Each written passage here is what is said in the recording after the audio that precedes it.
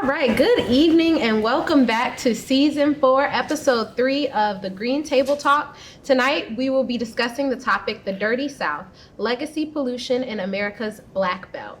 My name is Kayla Shannon. I am a senior at Spelman College and an advocate for the city of Flint. And before we get started, I want to give a special thanks to our sponsors, the Climate Action Campaign and the Environmental Defense Fund.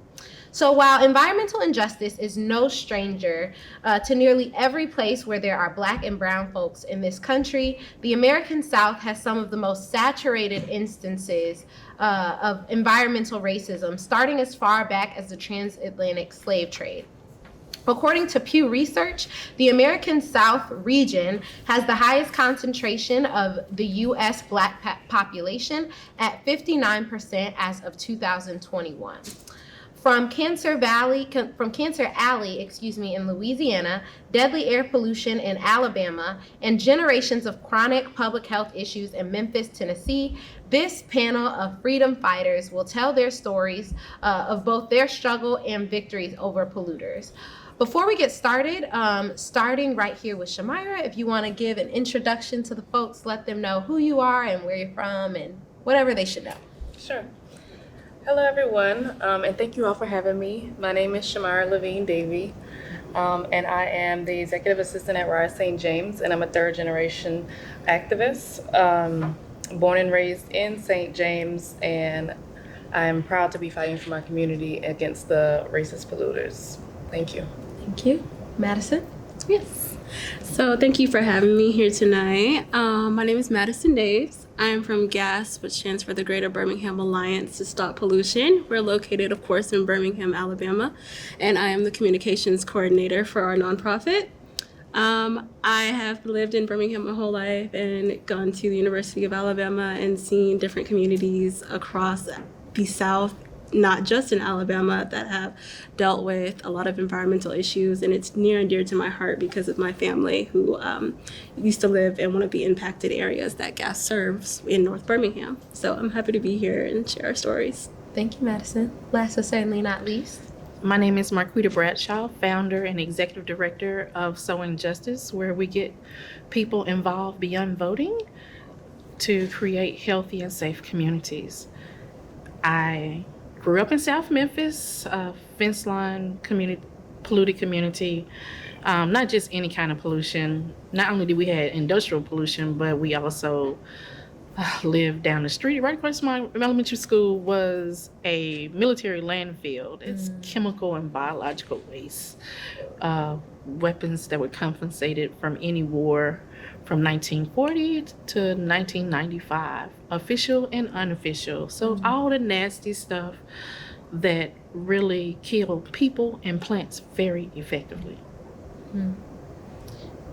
Thank you so much for your introduction. Again, per usual, we have a panel full of experts with us, and I'm so excited to hear from you all. So getting started, Cancer Alley is an 85-mile-long area along an industrial stretch of the Mississippi River, known for its abundance of petroleum plants and, as the name implies, cancer cases. It's no coincidence that the cities and towns impacted are majority Black, as it includes New Orleans, Baton Rouge, the parishes of East Baton Rouge, West Baton Rouge, Iberville, I hope I'm saying that right, Ascension, and St. James.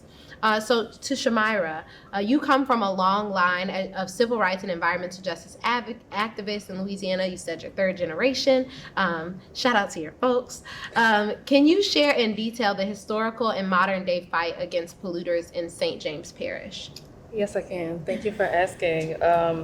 So to give a little history of me being a third generational activist, my family is from St. James, which is called Cancer Alley. It's one of the parishes there. My grandfather in the 60s decided to integrate the whites-only school in the community. When he noticed that the Black kids were not afforded the same luxuries of textbooks, desks, pencils, materials, he saw there was a problem there, and he decided to take a stand and to fight back and to afford those luxuries to our children, because he felt that they deserved a quality education. And he was successful. He did integrate the school. He was one of the only men who did, after the other men in the community were too afraid. And the people that were standing next to him were Black women. It was him and 9 Black women, as well as the children. And my cousin Imelda West, in the 1990s, she saw that there was a huge industry that was coming to be built in St. James Parish. And she felt that her community and her children deserved a quality lifestyle. And so she fought back along with some others that helped her, and she prevented Shintech from being built in convent in St. James Parish in the 90s. In 2018, my mom heard about a new industry that was going to be built in St. James Parish, 2 miles from her house, named Formosa Plastics. And she decided that was not okay with her. And she formed this organization that I'm working for now called Rise St. James to combat the chemical industries from being built in the Black communities in St. James. To give you a little description about St. James Parish, it is about 50% Black, 50% white, and there are 7 districts. The 4th district and the 5th district is where I'm from. That is the home of all the industries in the parish, and it just so happens to be the predominantly Black districts of the parish. We recognize that it's intentional for the industries to be built in the Black community. Maybe it's for the least resistance. Maybe it's for the resources. If you've never been to St. James or Cancer Alley, let me tell you, it is absolutely beautiful. St. James is country, there's sugarcane, there's grass, there's cows, there's the Mississippi River that cuts through St. James Parish. And growing up, I always thought we were living in the Dubai of the world, because I can walk in my front yard and walk across the highway and go sit by the Mississippi River, which I had read about in my textbooks.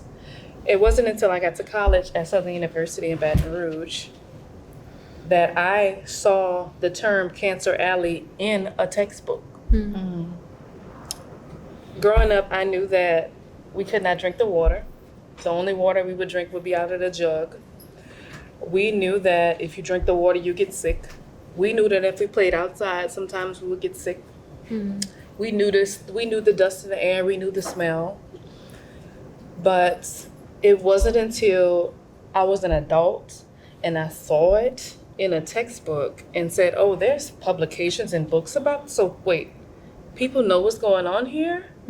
These industries that I've been growing up in between all these years, that steam and the smoke and the flames coming out of that, you mean to tell me that's emissions? You mean to tell me there's chemicals coming out of that? And I think that light and that fight was ignited in me after seeing my mom start this fight. And then I began to go back to learn about my cousin Imelda. And then I was already aware of what my grandfather had done and had done in the past. And it wasn't until Dr. Beverly Wright told me and said those words to me that you are a 3rd generation activist. And I just cried and cried because I didn't understand. And it felt like all of my experiences in childhood, the pollution, my grandparents, my cousins, in that moment, it all came rushing in. And I realized that there's something greater for me to be doing here. And I had my mom leading the charge in front of me, and she's fearless. And that is how I got into this fight in 2020, trying to help her. And then the passion for this fight came after that. So this fight is in Cancer Alley, started back then. Before the industries came, my grandfather was fighting for civil rights. In the 90s, my cousin was fighting for human rights. And here we are in 2023, and that fight is still happening. And we won't stop until there is a full change and we can breathe clean air and drink water out the faucet. In St. James, in Cancer Alley, and that's for all the little Black girls and little Black boys that grew up with these industries and had no idea this whole time. I appreciate so much about your story. Like there were so many little nuggets. Like I'm sitting here trying to like write down notes because I'm like there's so much that sticks out for me about your story. One being the just intergenerational development and education. Like that is so integrally important. It's so important to know your history, to know where you come from, and to be able to stand in that power of, like my cousin does this, my mom does this, my granddad did this. Like I'm not new, I'm true. Like we like this is just how we rock for the community. And not only that, but the fact that with each generation, the manifestation of the fight changed, but it was the same fight. It was the same. That even though for your grandfather it was civil rights, and for your cousin it was human rights, and then for your mom it became environmental rights, that all of those things are so neatly intertwined with one another and complexly intertwined with one another. And then you mentioned or acknowledged the fact that it is no coincidence that Black and brown communities repeatedly are faced with this struggle against industry, right? That when these plants or when these developments or when these industries are looking for where to settle, that they consistently find themselves in Black and brown communities, and communities that are concentrated with Black and brown populations. And so I just so appreciate, again, shout out to your folks. Like I think that's so important. I think it's so important to acknowledge again and recognize our ancestors living and passed away. And so I really appreciate that about your story. Thank you for sharing. Thank you. So moving forward, the Memphis Defense Depot has a pretty gruesome history. The 632-acre depot in the middle of a majority Black residential neighborhood is a former warehousing and distribution center for the U.S. Military, where waste handling and disposal occurred. Releases of chemicals from the waste that were released on site resulted in contaminated soil, groundwater, surface water, and sediment. In 1992, the U.S. Environmental Protection Agency, or EPA, placed the site on the Superfund program's National Priorities List, or NPL. Marquita Bradshaw is the daughter of the late, great Doris Bradshaw. Again, shout out to your folks. Endearingly known as the mother of the Memphis EJ movement. Marquita is also the first Black woman in the state of Tennessee to win a U.S. Senate primary. Shout out to you. Marquita, similarly to Shamira, you come from a legacy of civil rights and environmental justice warriors. Can you share in detail the historical fight against the depot, the current state of public health in the community that was impacted, and the political corruption regarding a settlement that never reached poisoned residents? First of all, I've had the pleasure to work with my mom for over 28 years. And even to her last breath this June, she was still in the fight. She was still saying, they took our money that was supposed to be for development, and you got to make sure that you go get it back and go get more. It's not just $36 million. They stole more from us. They stole our legacy. They stole our wealth. Pollution is the type of violence that takes people's lives prematurely. My mom died this year in June. If I'm 49, so she didn't get to see her 69th birthday. And so, not only that, the legacy of pollution is a public health problem throughout all Black and brown communities. And it is robbing our communities of our wealth, our wisdom, and our loved ones, the people that we really care about. And so that right there, you can't put a number on a human life. Yeah. As far as coming from my mother's fearless legacy, the type of woman that can bring together people from different culture to come to DC and get a same day appointment at the Pentagon to talk about military toxins and be a pioneer along with her friends, on holding the military accountable and transparent and looking for solutions and setting standards on how EPA even operates and enters communities today. And she took kids along with her. She was the type of woman that you don't go anywhere by yourself. Always take somebody with you. If you go to a table and you see that you're by yourself, you need to go get somebody else and bring them with you. That was my mom's motto. And so working with her legacy, I got to see her walk a mile a day, organizing in our community while I was going to college as an untraditional student and a young mother. And I was writing press releases. I didn't get involved until I saw my neighbor's child with a reproductive cancer at the age of 13. Wow. And as a mother, that did something to me, that activated me. I was like, okay, not only did I just lose my great-grandmother to cancer, now you messing with our kids too? Yes. And so that's the legacy of pollution. That's the legacy pollution. That's the pain of pollution that people have to deal with in my community. My friend was 30 when she had her first stroke. She's no longer here anymore. We were supposed to grow old together in a nursing home. I was supposed to be her eyes and she was supposed to be my ears. Because she couldn't see and I can barely hear when I want to. But just to see my mother be so triumphant in the environmental justice movement with all the things she faced, and then also know that she integrated her high school with her other brothers and sisters. And my grandfather was the president of a small town NAACP, which was like, he has a letter from the National saying it was the fastest growing one at the time. And he worked at the post office in small town, rural Tennessee. And he also was the president of the NAACP and worked to get a crooked chef indicted in the Jim Crow South in the 60s. And before then, my great-grandmother learned how to read from her mother, who was enslaved and later got to see freedom. But she came out of slavery reading.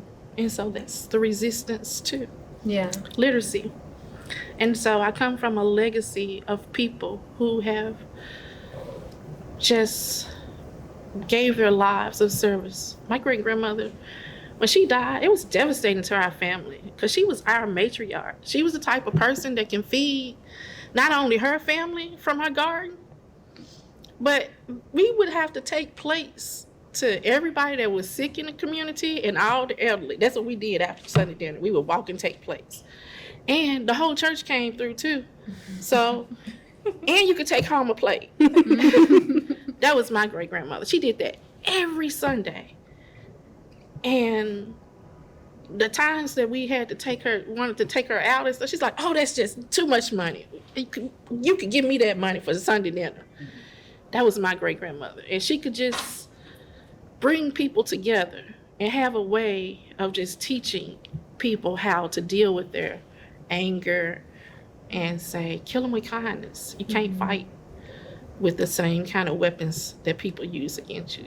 You have to use peace and kindness. And so that's what I learned from my great-grandmother. And those are the people who shaped the work that I do today.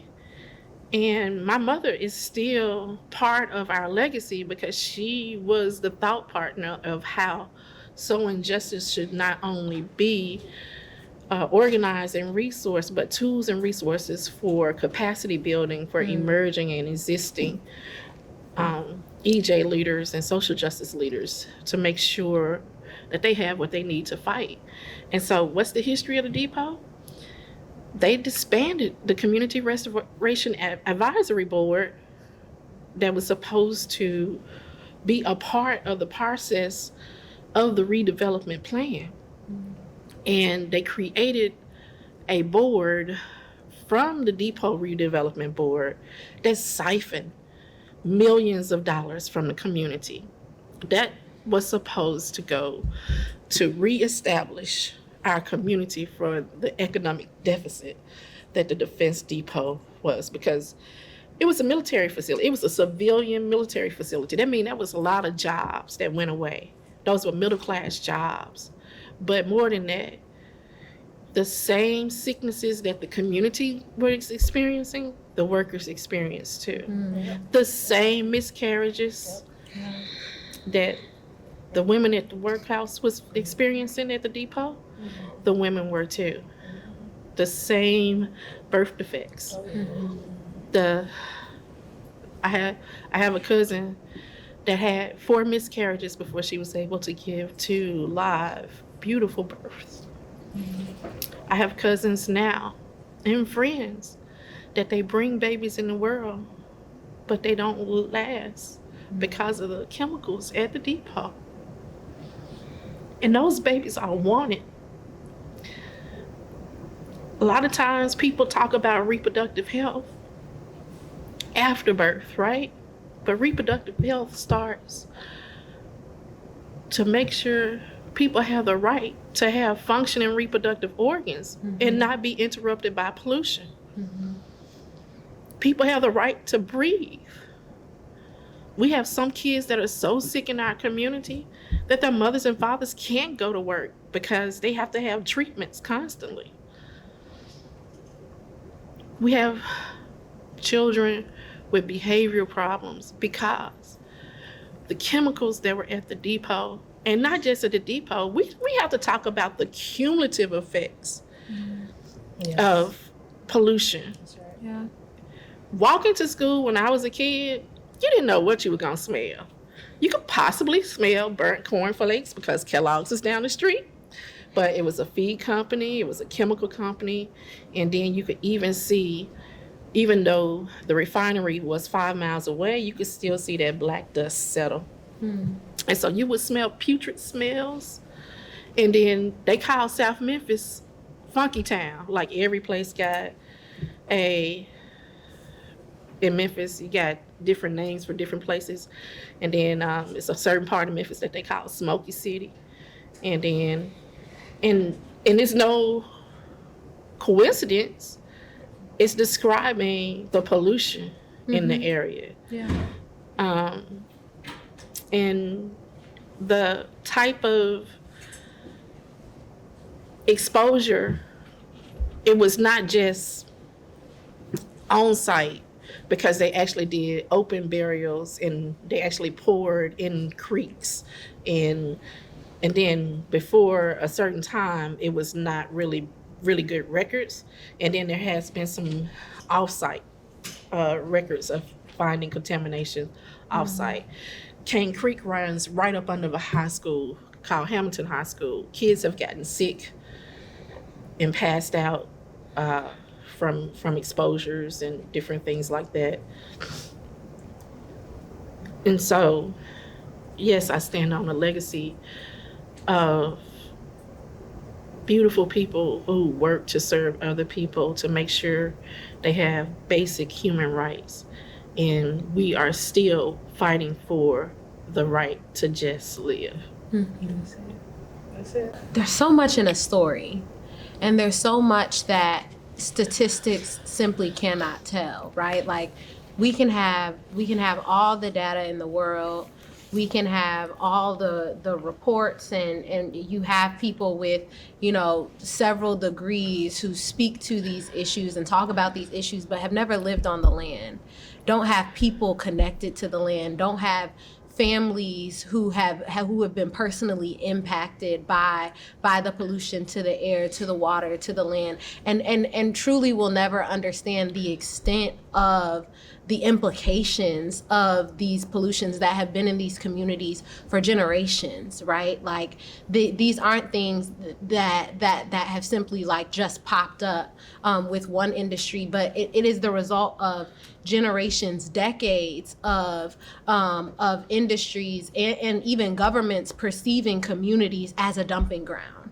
right? And having a level of disregard for the people living there, and not only for the people but for the generations that will come after them, right?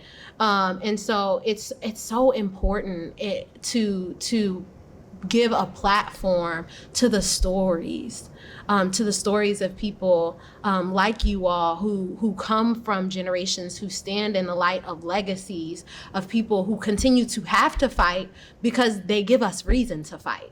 Right? Not just for the sake of, anger, which is something that they often put on our communities, that they often put on Black women, but because we are consistently given rhyme and reason. And so I so appreciate your story and the stories that you shared. And also appreciate and recognize that even now you stand, on the shoulders of your mom, and that you're able to continue to shine a light in the ways that she did. So again, thank you so much for sharing your story. So together, Birmingham, Hoover, and Talladega, Alabama, nationally ranked as the 18th worst areas for year-round particle pollution and the 35th worst area for high ozone days. Jefferson County, which is in Birmingham, also received an F rating for its high ozone days based on the American Lung Association's 2023 State of the Air report. Continued use of coal power plants and diesel engines are the main causes of local air pollution in Birmingham.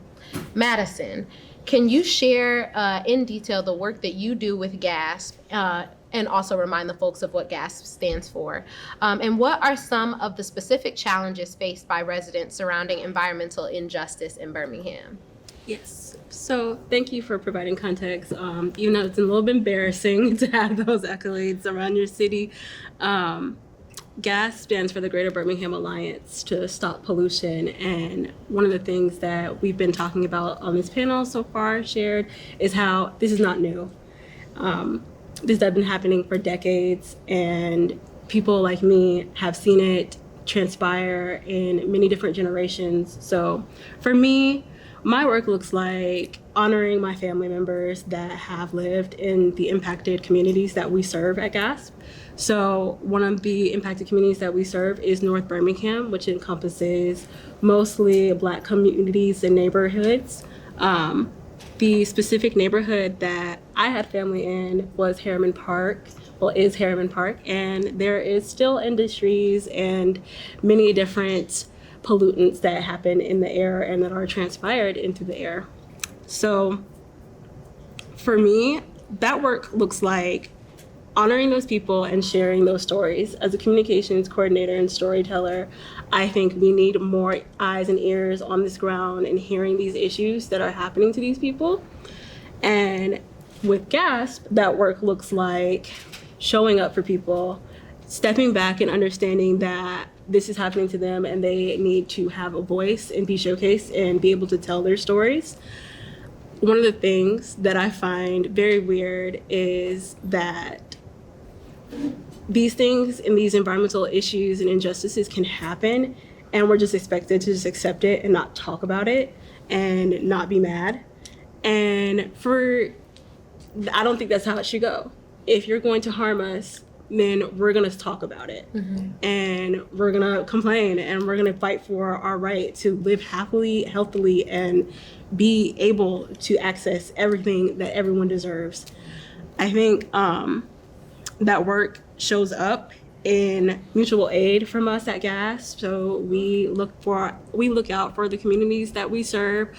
We know that one of the issues is that there's polluted soil in these neighborhoods. My father, he often joked about how he had an apple tree that everyone would come by and pick from as a kid. And I joked with him just recently and said, "Dad, you can't do that. Like, y'all aren't supposed to do that." And he was like, "Oh no." And I thought to myself, this is a clear case example of just lying over and like taking it and just accepting it for what it is. And no one even knows the implications that's going to have in the future on his health. Mm-hmm. I say that because his father actually passed a couple of days before I was born. So I never got to meet my grandfather. And he worked at one of the industries that is nearby in the neighborhood. as well as the pollutants from that industry were able to access into the home, and he died from suspected asbestos poisoning.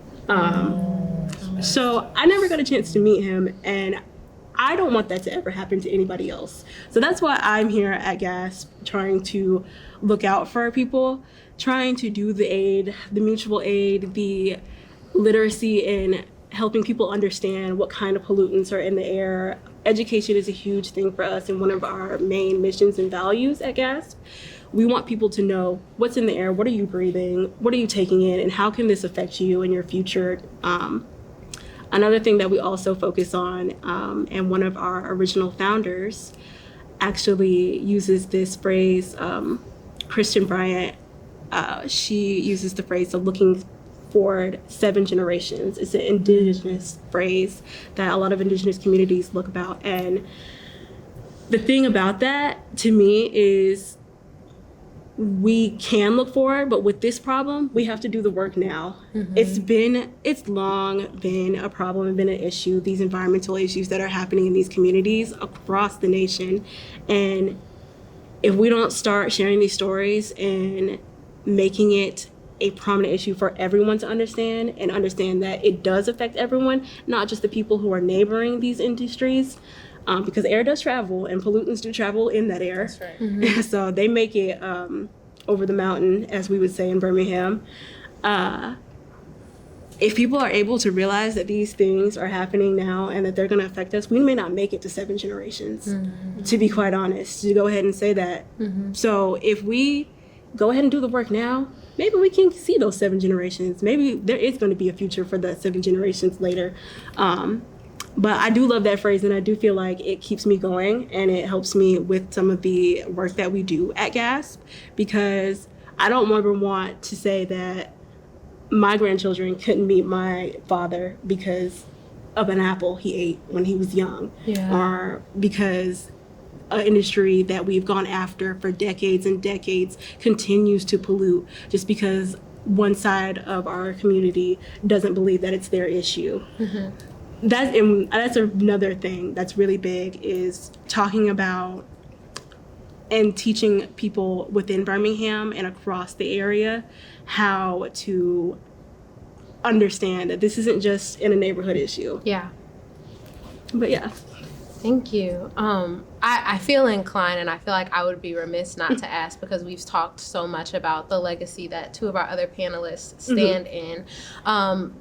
Just like, who are your folks, so to speak, right? Like, so how were you exposed to this work, whether it be like your biological or just like your chosen family or community, that have helped you, have helped to expose you to this work, and like whose shoulders you continue to stand on? Definitely my father, and my grandparents, his parents. Growing up, we would visit my grandmother, and I would see the stark difference in that neighborhood of how it looked. I could see the active industries and the pollutants and the little gas and all the smoke coming from those plants. And I'd say, that doesn't look right. That's not how it is back at home in our side of town. Like, what's going on here? Why is it like this? And noticing such a stark difference and wondering, what will this cost us in the future? Even from a young age. And so I began a mission for myself to learn everything I could know about this and ask questions and figure out, what does this mean? Why does it smell funny over here? What is happening to our bodies? Why does the sky look this way? And asking those questions and hearing other people tell why and recount why. And I remember feeling so enriched in hearing like the experiences, as though, even though they were of course devastating, it was still as though, wow, more people need to hear this and more people need to know this. So growing up, I always was writing, and by the time I got to college, I learned that I could do something with this skill and use it for good. And I want to do it to tell the stories of not only my family members, but other people who are experiencing these things. So that way more eyes and ears can hear and we can do something about it. Because I feel as though as a collective, we do more. We are able to accomplish so much more when everyone is on board and everybody knows and is aware, and that it is happy to be an advocate for these issues. Yeah. So for me, it looks like I may not be a third generation activist specifically in that way, but I do honor my family in these situations, and I do want to uplift them so that way I know that I'm using my talents and skills for good and trying to make positive change in this world. Thank you, Madison. Shout out to your folks. Shout out. And something else that you said that stuck out to me was talking about your grandfather, who actually worked in the industry or worked for the industry that was also polluting the community that he lived in. And I think that's something that we don't necessarily discuss enough, because I know even in the Flint community we have several plants. We have car plants, right? We have GM that employs thousands of people, I'm sure even more than that.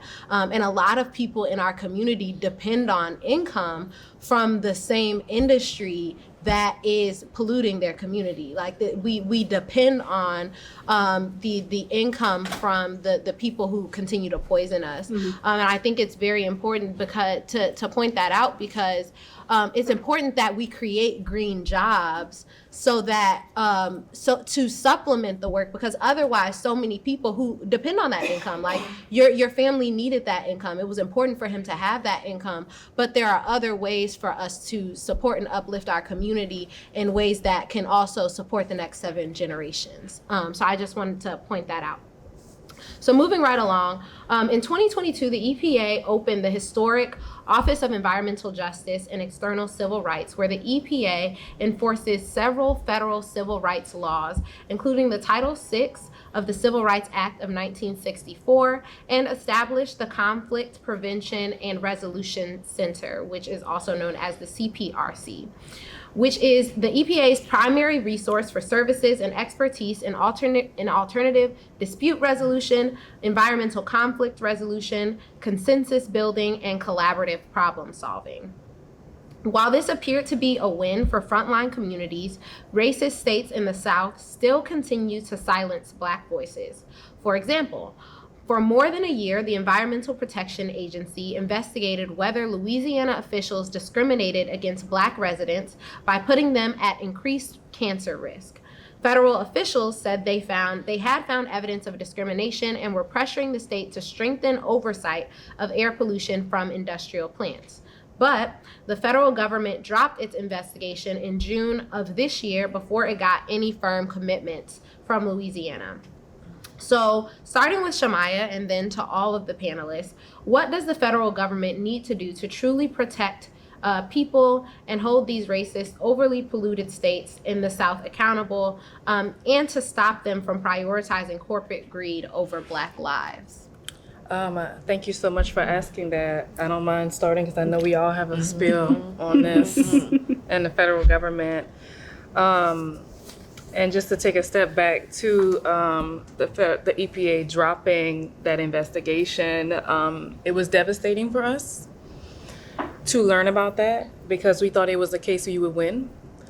And it disconnected our trust from the EPA that we had just begun to develop with the appointing of Administrator Reagan. So I think at the end of the day, just as my opinion, it was some type of political motivation for that. There's something else going on that we're not aware of that they felt that investigation would hinder, whether it's, elections or some type of war, or it's something, because from what our lawyers explained to us, they just needed to prove that it was happening. And anyone with eyes could see that it was happening.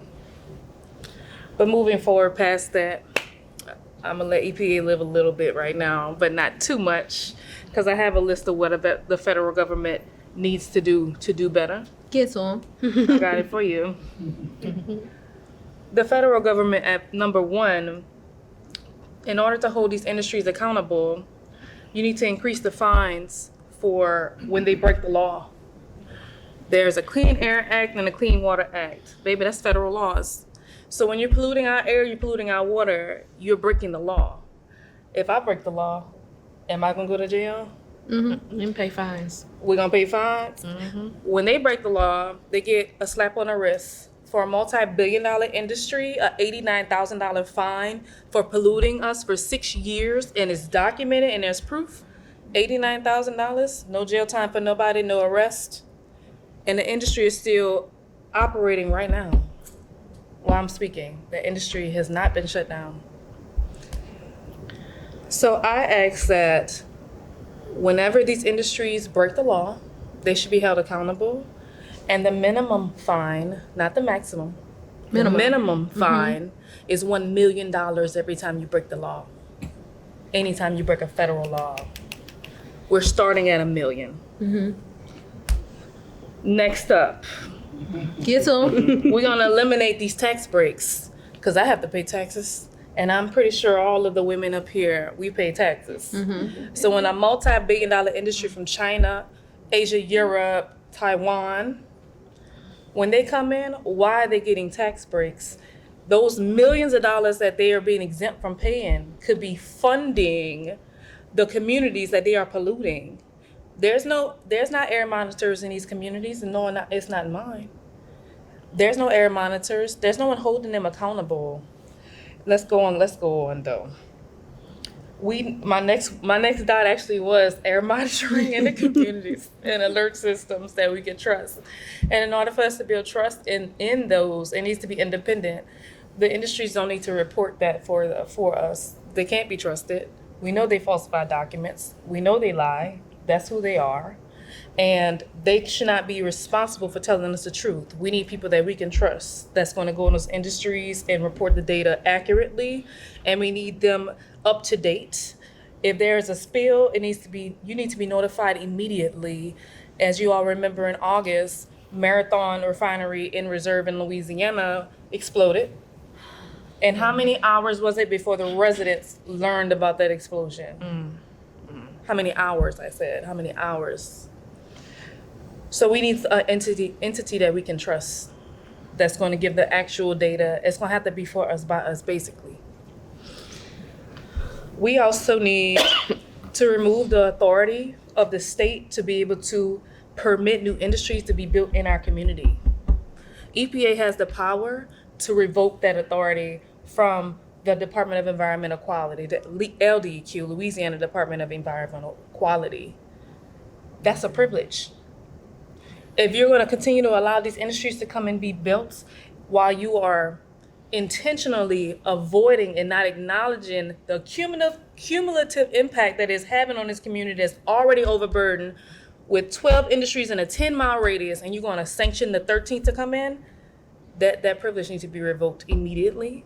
They have shown historically they cannot accurately determine the cumulative impact on the Black communities here, so they should be removed from being able to give that authority out, and EPA can do it with the swipe of a pen. LDEQ does not need any authority to invite any industries in our community. They have abused that right, and it needs to be revoked from them immediately. And also, our parish president in St. James has gone on record to say that Cancer Alley is a myth. That needs, Like, be for real. and I'm young, but I'm young depending on the room I'm in, because I'm young in some You're rooms, young. but You're some young. rooms I'm not. But I have the wisdom to recognize the reason why he would make a statement like that. He is for the industries, in my opinion, and he wants them to feel comfortable to come in and pollute, and he doesn't want them to feel any type of guilt, shame, or regret. So he says, it's not really, nobody really has cancer here. You can come on in. That's what that statement means to me when he says it, because the data is there. It's in the textbooks. There's books. Don't gaslight us. There needs to be an accountability or oath that is actually implemented for the politicians in the local state governments and the federal governments, that if you do not stand up and fight for the community and the people that put you in that office, then you need to be immediately removed. Period. You have to go. We are fighting against the politicians as well as the federal government, as well as the gaslighters, I'm gonna call them. who tell us that, what about the jobs, or say that we are against the jobs. You know how the We just don't want gaslighting no goes. dirty jobs, right? That's what I'm saying. You know, We're not against the jobs, baby. we We're just- against the dirty job. That's dirty. We keep bringing filth in our communities and expect, you know, I'm gonna let you finish. Oh my gosh, I am so triggered right now. And rightly so, right? First of all, people need one thing. The federal government, on the federal government level, needs to happen is that just because something is an action level doesn't mean any level is safe for public health, right? It needs to address the public health issue from pollution, and not just air pollution. I'm talking about water pollution and also cumulative soil pollution over time in these areas. Now, that means that the EPA has to be a real regulator, right? yeah. They need the teeth that they need, but they also need to update the information on chemicals that are over 25 years old. And I know that they're rapidly trying to do so, right? But that's not, I'm not going to give them off the hook because we need it done like yesterday, right? Also, we need the data for cumulative exposure. And one thing we need health facilities that are actually specialized in curing environmental induced diseases. And I think they need to set up a fund where corporations pay into it. That $1 million minimum. And not only that, but also when it comes to what they're making is harming the community, that they pay extra more into that fund. And that fund is to address the health issues and also because they have robbed us of the ability to be able to prepare for future generations. Our health is connected to wealth building. If you can't build wealth, if you can't go to work, or you can't create a new industry, or you can't create ingenuity and creativity because you don't feel well. And so we have to have the federal government deal with the health issue. And we also have to have more oversight, because in Memphis, there has been a renegade exposure from a company they've never did what they were supposed to do. And you know what? They've moved from our community because we didn't want them there. But now, guess what? They get to go do the same thing somewhere else. And so we need to actually federally decide that we do not want an economic system based on environmental degradation. Yeah. And that we justly transition from all pollution and not just carbon emissions. That's right. Because that's the difference between environmental justice is going to be accountable for all pollution, and the climate change is going to focus on carbon. And some people are going to greenwash it and say, oh, we're going to get to carbon neutral, to carbon zero carbon, but you can't be zero carbon if you still polluting us with every other chemical. Energy pollution and other things that are going to harm our community, because we have had enough. And you're wiping us out prematurely where we won't be anymore. And it's not just going to affect us. One thing about pollution, it's not like it's going to be stopped by a wall or a fence or anything like that. Water moves, soil move, air move. So what killed me today, what killed me and my family today, will kill you tomorrow. You like to add? Yes, definitely. I feel like the federal government needs to first and foremost move out the way. Get out the way. It is time for the grassroots people and the impacted communities and fence line communities to use the solutions that we have been able to come up with and actually implement them. We see too many times in Alabama where we get these leaders who obviously were somebody's best friend, somebody's son, somebody's coach, and they get these high positions and get to be in positions of power and making decisions for communities of people that they're promising that they're serving and protecting and doing right by. But no, that's not exactly what's happening here. You're doing everything but. You're harming, you're snuffing out these lives that have so much potential and have so much value and so many answers to the issues that are happening today.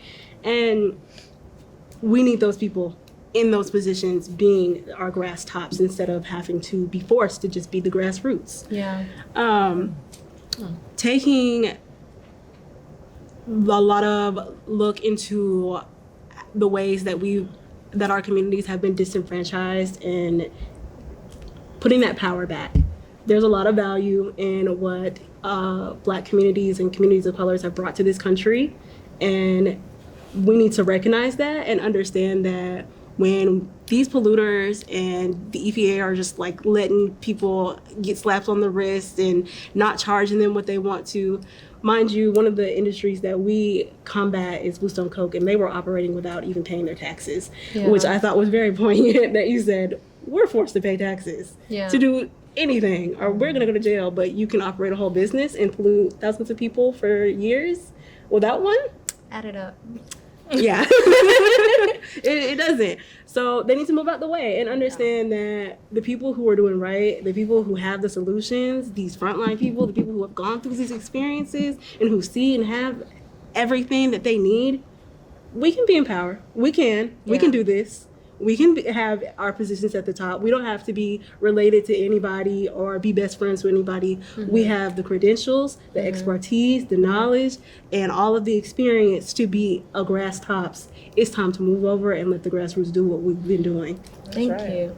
And I think to your point, like this entire line of answers has proven your point, right? That like, there are people working in the community at the ground floor doing the work who have been impacted by these issues, whose families have been doing this work for generations, that are prepared and equipped and are in a situation to provide solutions, right? To not just be the subjects of research, but to be at the front line of the solutions, to be at the front line of the policies, to be at the front line of these conversations, and too often are pushed aside or are stepped over in these conversations, or we have politicians, elected officials that speak on behalf of these communities or these groups of people that, again, are prepared and equipped to be at the forefront of the discussion. So look, y'all, we have come close to the end of another amazing Green Table Talk, and we always like to leave our audience feeling empowered. So if they haven't heard anything else, I hope y'all were listening to everything else. But with the American South being the birthplace of some of the most prolific civil rights leaders in history, while it may seem like we are fighting a lost battle, to all of the panelists, in one 60-second statement, so make it, in and out. What are some words of encouragement for those listening tonight who are fighting on the front lines? You start with me? Please. Okay. 60 seconds of encouragement. I would say to anybody that's fighting the fight, if you're in this fight, it's because you're called to do it.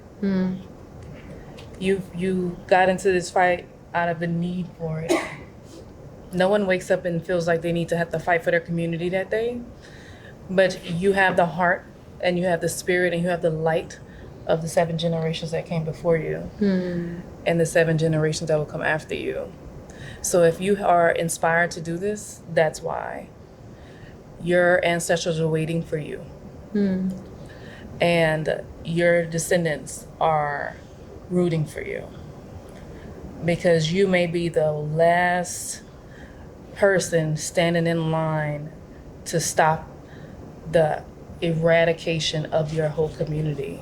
And that is what we're facing right now, a sacrificial killing.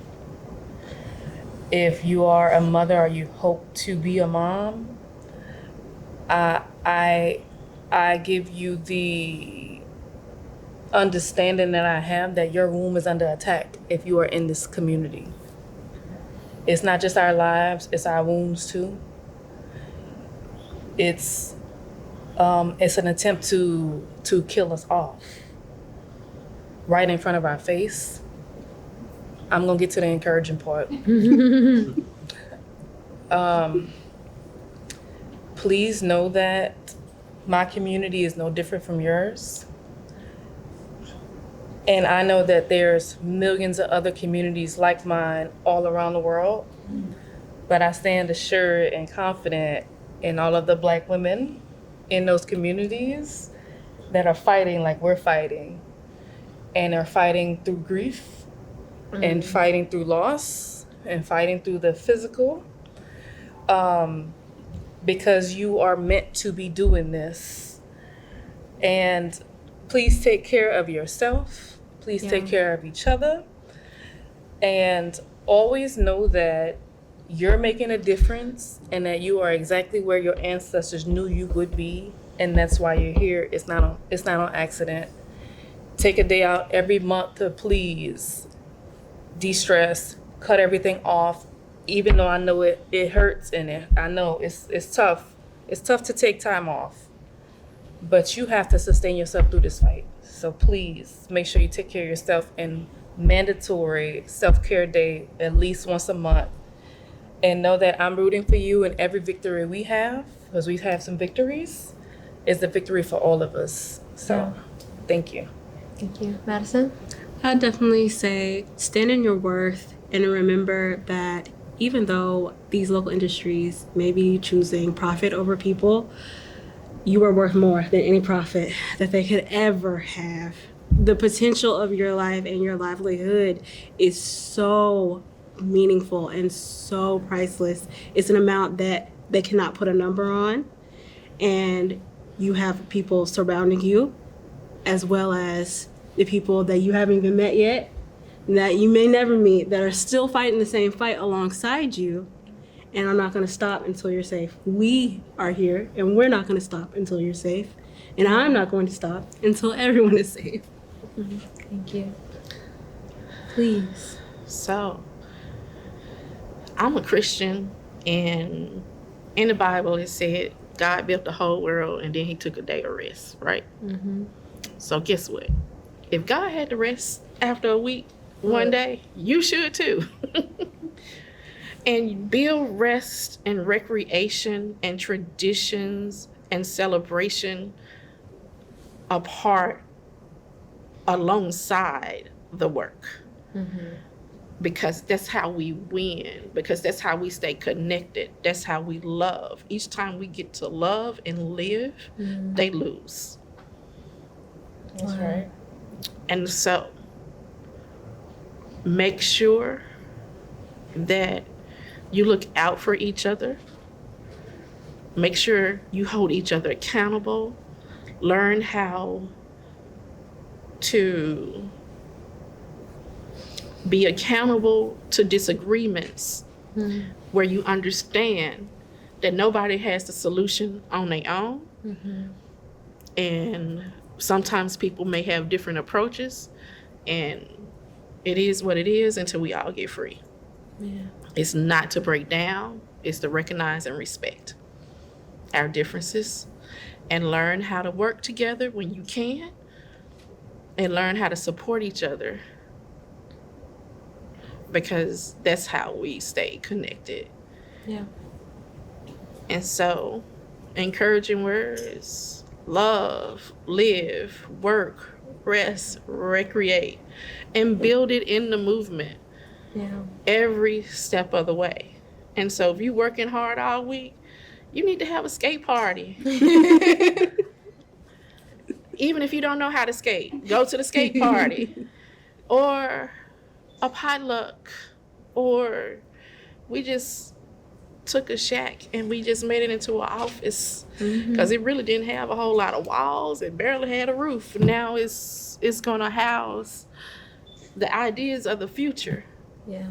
Be intentional about the legacy that you want to leave. My grandmother, she planted peach trees for each grandchild and great-grandchild. Oh, wow. That's cute. But the depot took that away. Oh. But we are doing something to actually put back in the community. I make friends that know how to do stuff with the soil. And so we did the sunflower project to clean the soil for intentions that one day we'll be able to grow a peach tree from that soil. But as for right now, looking at other technologies, because we can't have community gardens realistically and think that's going to be healthy for us. And we have to hold our people accountable that want to put community gardens in these legacy places. Yes, that's a cute idea, but you cannot harm us more with a solution. And so we have to think outside of the box, because there are many technologies on how to grow food organically with other technologies. And we need to be able to secure those technologies that's going to help us break the environmental degradation chain. Yeah. And we can do that. We have to fight for the just transition together. That means that you go to that city council meeting, go to where the aldermen meet, show up to where they go eat dinner and breakfast, so you can let them know we got our eyes on you. Yeah. Because we know the deal. We want to live, and the more we work together, the better it is. Thank you. Well, y'all, we've come to the end of another show. I'm full. I don't know about y'all, but I'm feeling full. Thank you all so much for coming. Thank you for sharing your stories, your expertise, your experience. Join us back here next month, same time, same place, for another episode of the Green Table Talk. See y'all later.